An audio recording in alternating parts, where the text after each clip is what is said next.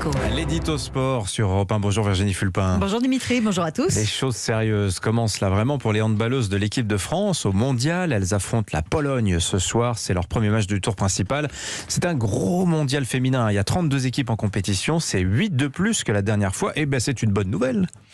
Puisqu'il y a plus d'équipes, forcément, c'est vrai qu'elles n'ont pas toutes le même niveau. Il y a même de fortes disparités. Au cours de ce tour préliminaire, on a vu les Pays-Bas, par exemple, battre l'Ouzbékistan 58-17. Oula, difficile raclé, d'appeler ça un vrai match, c'est vrai. Donc je comprends les critiques, notamment dans les grandes nations du handball, qui peuvent avoir l'impression de perdre leur temps et de donner une mauvaise image de leur sport avec des rencontres trop déséquilibrées.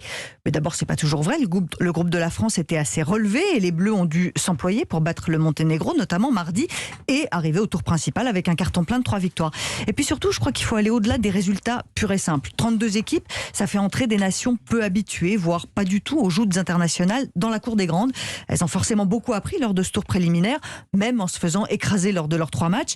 Et au bout du compte, c'est le niveau général du handball qui va augmenter. Alors, on a vu quelques images fortes d'ailleurs lors de ce tour préliminaire. Alors parmi ce que j'ai retenu de ce premier tour, il y a les victoires des Bleus, bien sûr, on ne peut pas non plus renier tout chauvinisme, mais il y a aussi ce match entre la Norvège et l'Iran qui a eu lieu dimanche. Les Norvégiennes sont des mastodontes du handball au féminin, triple championne du monde, double championne olympique, et j'en passe.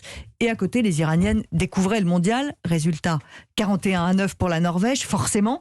Mais la gardienne de but de l'Iran a été élue joueuse du match, parce qu'elle a peut-être pris 41 buts, mais elle en a arrêté beaucoup d'autres. Elle en a pleuré de joie quand elle a reçu son trophée. Les Norvégiennes sont venues rejoindre les Iraniennes pour une photo souvenir, un moment de bonheur, de partage, d'ouverture. Quand on ajoute à ça la condition de la femme en Iran, voir ces handballeuses toucher leurs rêves du doigt, c'est assez fantastique.